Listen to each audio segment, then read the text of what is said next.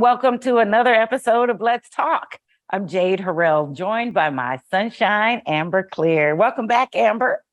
Hello, glorious lady. How are you?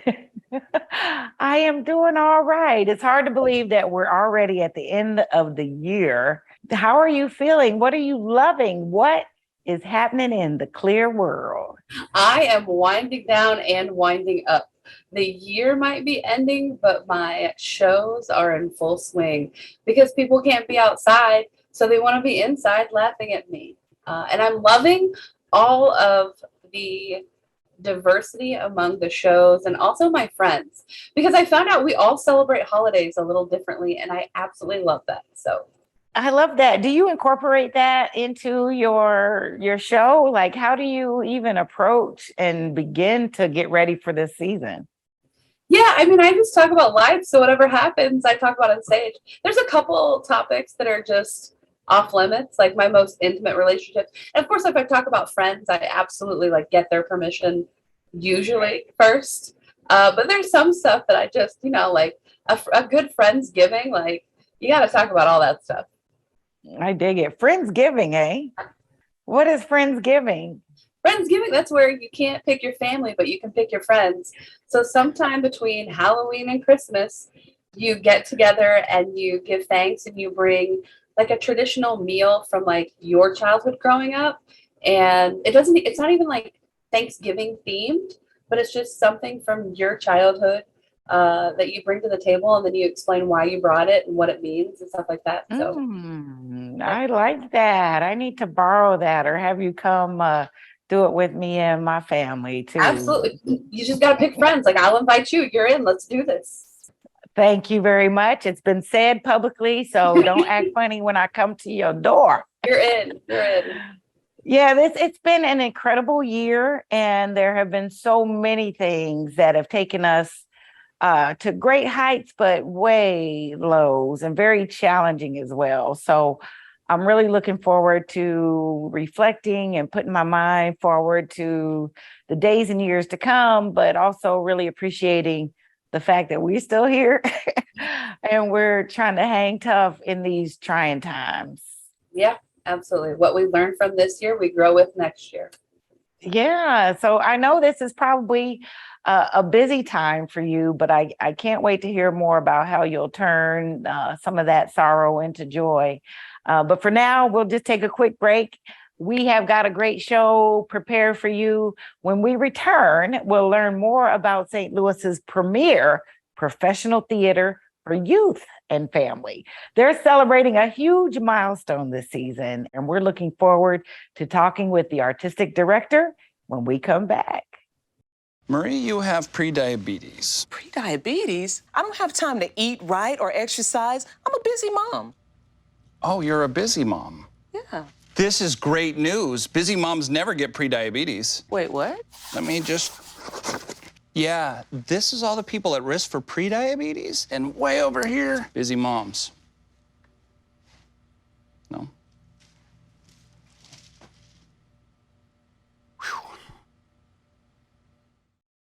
And welcome back to Let's Talk. Since 1973, Metro Theater Company has been telling compelling and thought-provoking stories that stimulate curiosity and recognize the intelligence of our youth through its creative productions.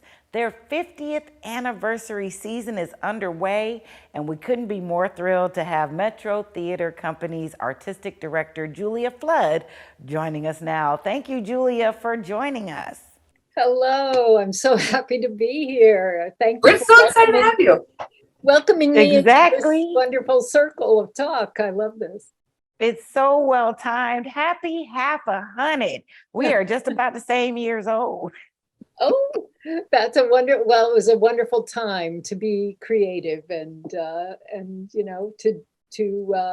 bring light to St. Louis. So Oh, wow. Well, take us back to that mission as it stated. What was Metro Theater Company's purpose and how did you all come to be? Well, 50 years ago, an artist and a teacher got together and thought, what are ways that we can make both learning about oneself and learning to grow and become all you can be, compelling for young people. So these two women got together and birthed a theater company. And over the years, it has evolved and transformed, but that core mission of being inspired by the intelligence and emotional wisdom of young people has remained true and core to the mission of the company. And the company is all about lifelong learning through the arts, about creating the very best art that we can make for the young people and families in our community, and about the way community is built through the art of theater. So it's wonderful to celebrate. Both of those women are still with us. One lives in France now, and one lives in St. Louis.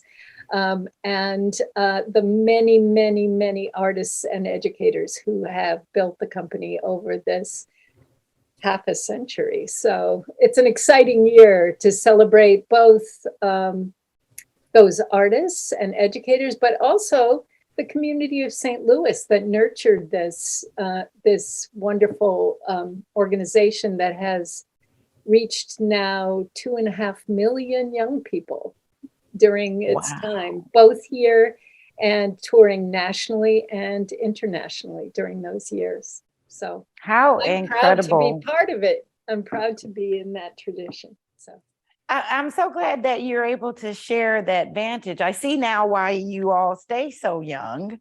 How did you know, or how do you know, how to bring out that intelligence and that talent through the arts? What kinds of ways do you tap into that and then bring it to the rest of the world? yeah, well, I think some of it is that we are very much embedded with school partners and community partners who help us to stay connected to the young people here in our community. We Metro Theater Company is also part of a national network of theaters that make productions for young people. And we have a long history of developing brand new work to bring to our stage. So we might do something that's based on a book. Last year we did a big musical production of Last Stop on Market Street, which is based on a really beloved book. But we also create brand new work with artists, both local St. Louis playwrights. This year we did a play by Mariah Richardson, who is a very well-loved St. Louis writer. And we also nurture talent that is just emerging onto the scene, whether it's here or nationally. And that keeps us really hooked into what young people are thinking. We also, we try to address the issues that young people are facing. So we stay in contact with families and teachers to really help kids process either joyous or really difficult subjects that maybe some places may not want to take on. We think it's really important for the kids in our community to be able to process externally in a safe space issues that they may be facing in their own lives. Right. If somebody isn't aware of how to join, how do they get in contact with you? How do they join your program? How do they audition? What's the process? Well, most of the productions that we produce on the stage are professional actors, primarily local St. Louis actors who are performing for the young people. The best way to find out more about Metro Theater Company is through our website and social media sites, metroplays.org. So metroplays.org is where the information about our season, but also our summer camps. It has pages to connect both parents and educators to find out more about tours that might come into their school or teaching artists that can come and help them use theater as a tool to teach a broad range of subjects or to dig into social justice issues or help kids process. And in the summer, we have programming for kids, whether they want to be actors or whether they just want to learn to have confidence and express themselves. So, And it's an absolute welcoming community, right? Yes, exactly. It also is a place where we post things that we're doing in the community. We've done volunteer work in community gardens. We've had panel discussions with a variety of different groups. We took a play last year into different outdoor farms. Earth Dance in Ferguson was one of What? our That's favorite awesome. venues. That we had a performance for little ones in about growing a garden with your granny. So we have a lot going on, and the best way to find out is either through social media or on our website, metroplays.org. That's awesome. It's pretty powerful how you've got such a beeline and connection, direct line, I should say, to the young people in our region. What have you discovered over this time that are their issues, whether it be joy or challenge, experiences and such? You know, I always ask, well, how are you doing to a young person? But you guys are really plugged into where they are. What are some of the things that you discovered that our young people are experiencing and dealing with? Well, I think this year has been a big challenge for everyone in our community. And leaning into the fact that it's okay to talk about things that are difficult has been one of the things that's always been important. The topics of the plays that we do are appealing to an audience of any age, but are always have some way in for young people that is a character who is either their age or is someone they want to aspire to be, or is in a situation that is similar to a situation they might be in. Using an example from last season, Last Up on Market Street is a book everyone knows, and that's an immediate in. But the production really leaned heavily into the relationship between a grandmother and her grandchild, and a grandchild coming from a world that's different for him than it was for his grandmother. And she takes him on a bus ride through the city and helps him to understand. And at the end, he serves in a soup kitchen. And he's coming from a more privileged background. She takes his phone away. She says, engage with the people who are in your neighborhood. And by the end of it, he's coming around to a different point of view. And that's a lot of what we try to do is we want young people to see themselves on the stage, a reflection of who they are. So the situations, the characters, the actors are all people that they can say, oh, that's me. But then we also want to widen the view so that they're understanding a little bit more about how they fit in the world and also how they might change the way that they fit in the world. I hear too that is one way that they can also change perception and change the world. Exactly. There was a study in New York with a theater there that found that young people who were exposed to the performing arts had a wider view of themselves and their future, and could envision themselves going to college, could envision themselves having a different life than the one that they're currently living. And that's how we build community, right? That's how we Absolutely. Absolutely.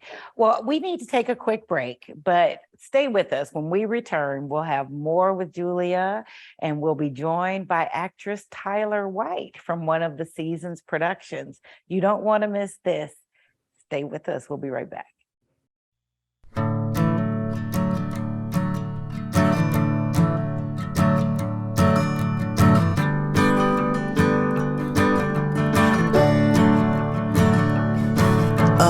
Listen now.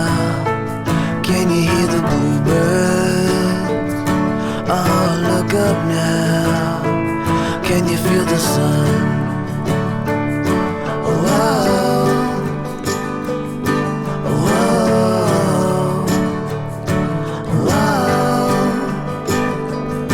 oh, oh.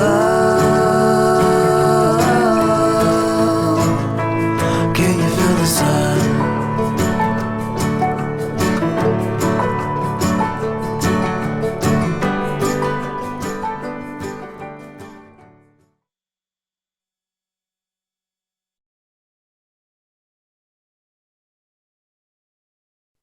And welcome back to Let's Talk. We've been chatting with artistic director Julia Flood about the Metro Theater Company's 50th anniversary. Joining us on the conversation now is one of the stars of a production of this season is called Seed Folks. Miss Tyler White is joining us now. Tyler, thank you for joining us. Thank you for having me.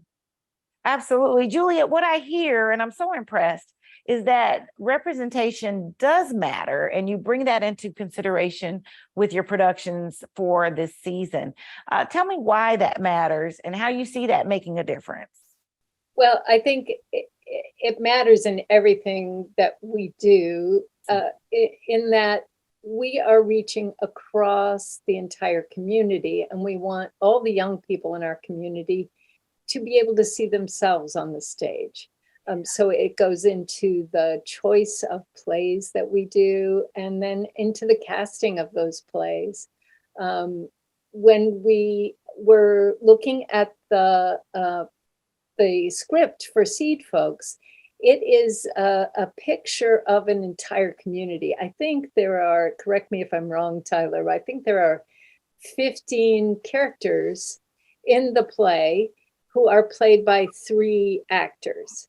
So Wow. which actors? So that they range in age from 9 years old to in their 90s. And they are white, Black, Asian, American born, foreign born. It's a really wide spectrum of community. So we actually called together a meeting before we cast to talk to a broad spectrum of artists in our community about what is the most respectful way to present this play, and what is the way that we can show this many characters with just a few actors in a way that will be both intriguing to young people, that will be engaging for them, and also will feel truthful and that they are reflected on the stage.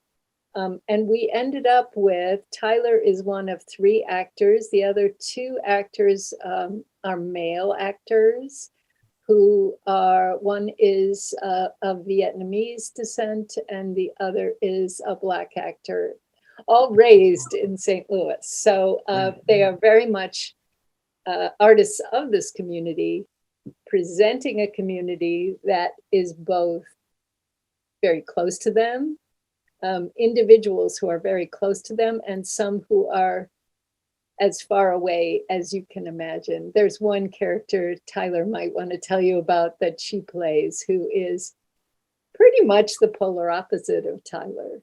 So the character, her name is Anna, and she is in her 80s, and she is a Romanian white woman, which I am not. So finding that character and finding who she was and finding where she was coming from was quite interesting for myself, because I'm not going to say she's flat out a racist woman, but her ideals are different in how she views her community and new people coming in, when in her day, things were completely different. And now the scope of different types of people in her neighborhood, it kind of blows her mind. So, and that's far from what I've experienced in life. So just finding that character and finding her footing was quite a challenge, but I accepted the challenge. And I think one of the reasons that I loved this play and that I thought young people would connect with it is that it is about that very thing. It is about when you're judging other people based on preconceived idea, a bias, and on what you've gone through, but making assumptions about other people. And over the course of the play, we see what they say, it's a vacant lot, but not really vacant because it's full of trash that people have dumped there. And over the course of the play, this community who were isolated from each other slowly come together to create a community garden. And the artists who designed the set, Marjorie and Peter Spack, did a spectacular job of making something that it was all old tires and broken bicycles. It was a pile of trash that by the end is this beautiful neighborhood of color and light and people crossing divides to talk to each other. I think theater people are a special type of people, and they're used to building these communities and drawing people in. And I, specifically for Tyler, when you think of theater people, when I grew up versus grade school or high school, the theater community was a very specific group of people that we were kind of outsiders. We were away from the sports people. And then we gradually were able to draw some of the non-traditional theater people in and build this community and have bonds, and it just strengthened everything. Is there still that stigma of drawing people to not only participate in the show, but to even come and watch live theater? Or are you noticing a super diverse audience? I personally feel like it's most definitely a super diverse audience. I feel like more people have become receptive and knowledgeable about the theater and its powers. I am an advocate that theater does truly change lives. I know it seems like far-fetched. It absolutely does. Yeah. Yeah, especially at Metro Theater Company, because we're based on theater for young audiences. Children are the future. What they think, what they envision, it's going to lead us into new things. So for them, it's magic what happens on stage, and it's so many different backgrounds that we even, like, just looking at the audience, you can see how many backgrounds that these students have, and then we come together for one common good, and that's to share the message of this show. And we just had an audience yesterday that during our Q&A at the end, I commended them so much because of the heaviness that's fallen on St. Louis. Their laughter brought me personally so much joy yesterday. It brought me so much joy, and they laughed probably like 15 seconds into the show, and it just filled me as a performer. And I was just filled with gratitude and happiness, honestly. I think it's the tight bonds behind the scene that really help the theater community, but also help people develop those tight bonds as they further their lives. Yeah. I think this is a collaborative art form. None of us can do the work we do without the grace of others. And I think not only does that make each of us that are working in this field stronger because we have the power of a collaborative behind us, but it's palpable. I mean, the young people come in and they're seeing adults on the stage who are working together to make something beautiful for them, and they respond to that. Yeah. Whether the story is a story that's their favorite or not, they respond to the energy that Tyler and the others are putting out there. And in those moments after the show, that's always a part of our performances, is the actors will talk with the young people and answer questions. And in those moments, you can see the pride those young people feel and how important they feel when an actor is really asking them, genuinely asking them, what do you think? What would you say in this circumstance? It's very moving. Yeah. That's definitely a tough challenge. You know, the young people can be a tough crowd with us lame adults, and you've managed to pull together a great team and collaboration for their benefit. But it sounds as though that Q&A and those direct questions are helping you really hone in to how do we meet them where they are and where they enjoy for a very effective result of your performance. As we close, what are you most proud of? For me, what I'm proud of in my role as artistic director is I have this wonderful fertile landscape that I have the privilege to hold, and I am most proud of bringing people who have a true heart for young people into that mix to share everything they have. I mean, Tyler, I would go anywhere with Tyler. How about you, Tyler? What are you most proud of?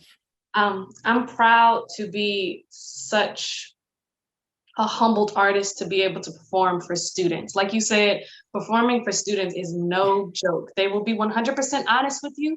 Yes. If they're not enjoying it, they will let you know. Yes. So just to have the students in the audience really gain something from the show, that's what makes me proud, because that means that we're doing something correct. If they know what the theme of the show is and they understand what the show was about, then we did something good that day. You most certainly did. We applaud you, and we are so proud of you too. Ladies, thank you so much for joining us today, and congratulations on an amazing 50 years. And we're sure many more great years to come. Before you go, just once more, please tell our viewers how they can learn more about Metro Theater Company.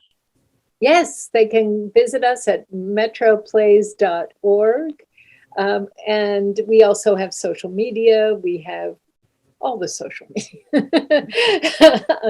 So wherever we are. yes, and we love to hear from young people and families and teachers and anybody who is interested in the work we're doing in St. Louis. Well, you'll be hearing from us. Thank you so much. Stay with us, everyone. There's more Let's Talk when we return. We'll be back. I'm Jenny Garth, and as a mother of 3, I know kids worry about a lot of things. Getting enough food to eat shouldn't be one of them. But here in America, that is a real worry for 1 in 5 children. This is unacceptable, and something Feeding America is working to solve. Through a nationwide network of food banks, Feeding America serves virtually every community in the United States, including yours. See how you can help your community. Visit feedingamerica.org. Together, we can solve hunger. Together, we're Feeding America. I tell you what, Amber, I want to connect with these folks. I mean, not only to see the show, but to get involved and participate. How about you? I absolutely love theater, and it is such a powerful, powerful thing because it builds these bonds and it bridges gaps in people. And so I wish that everybody had to participate in theater at some point in their lives so that they could learn how to be someone else for a moment. I mean, for a moment, and take somebody somewhere else. Who knew you were a theater baby? I got another little tool in there to talk about you, but we're unfortunately out of time. You know, I'm going to ask for performance, but we have to thank our guests, Julia Flood and Tyler White with Metro Theater Company, for being with us today. And thank you at home for joining us as well. This show may be over, but you can always find us on Facebook, Twitter, Instagram, and YouTube, or just visit us at stltv.net. I'm Jade Harrell for Amber Clear. We'll see you next time on Let's Talk.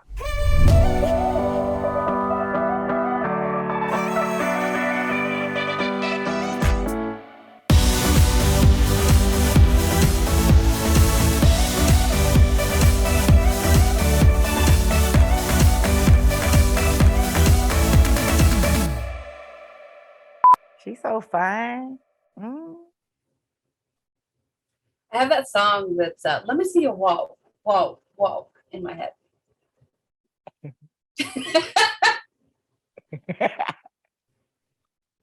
I'm hanging in there. I can't believe that the year is coming to a close already. Yeah. Excuse me. Excuse me. Woo, Can I Jade. just pick up from there, y'all?